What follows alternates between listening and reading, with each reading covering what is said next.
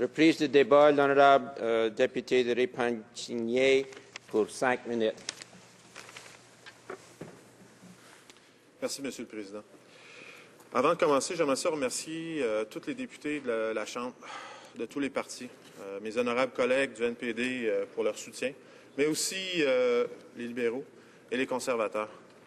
Le fait qu'on ne s'entende pas, le fait qu'on ait des approches différentes, pour moi, c'est essentiel.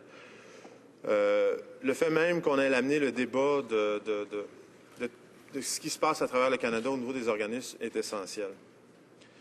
Le projet de loi C-399, que je dénomme le projet de loi Madeleine Nadeau au nom de ma grand-mère, est un projet de loi qui est essentiel et qui est bien construit, malgré ce qu'ils peuvent dire.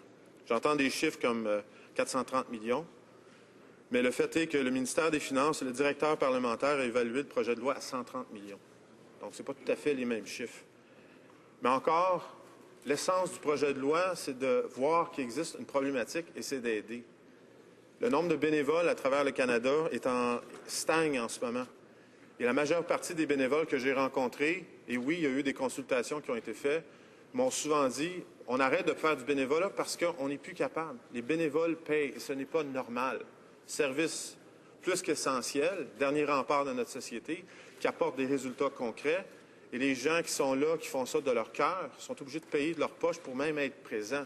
C'est sûr qu'ils ne demandent pas d'avoir un salaire, ils ne demandent pas d'avoir un crédit d'impôt, c'est de trouver des pistes de solutions. Le projet de loi, ce qui a été demandé à tous les députés, c'est de l'amener en comité pour qu'on puisse étudier l'ampleur des problématiques existantes et qu'on puisse le modifier, l'améliorer pour être certain justement que ça réponde aux besoins de tous les citoyens canadiens.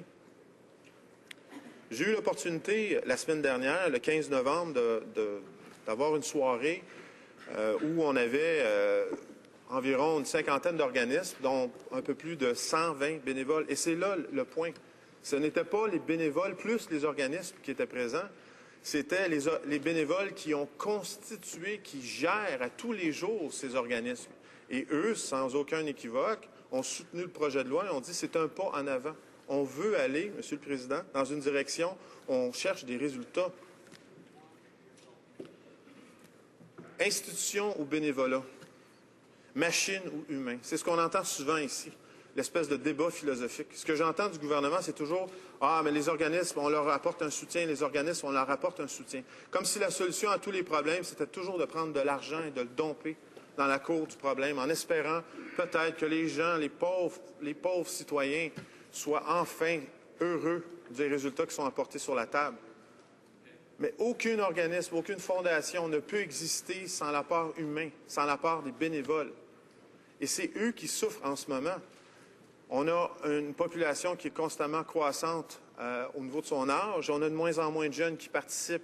On a une économie qui est très fragile, où les gens ont de moins en moins de sous dans leur poche. Et le gouvernement présente un projet de loi qui s'appelle le C-458, qui va coûter, lui, a été évalué à 400 millions prochainement.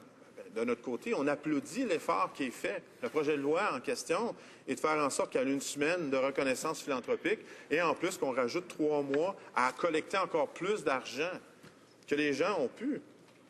Le travail bénévole sur le terrain, la présence humaine, c'est là où les résultats sont allés on va les chercher. Quand on parle de philanthropie, quand on parle de bénévolat, on parle de connaissances, d'expertise. Il y a beaucoup de gens qui sont en fin de carrière, qui donnent leur temps, leur appréciation, de toute leur expérience qu'ils ont vécue dans leur vie. Et c'est eux qu'on va avoir dans les organismes, parce que c'est eux qui apportent cette différence-là. On avait un projet dans notre région qui n'a pas réussi et qui était pour aider les animaux. Et le même projet a été copié dans une autre région.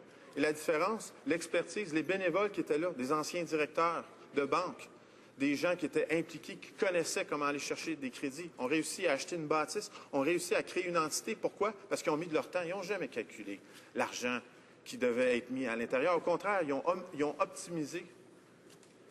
En conclusion, le projet de loi C-399, c'est un projet pour les bénévoles.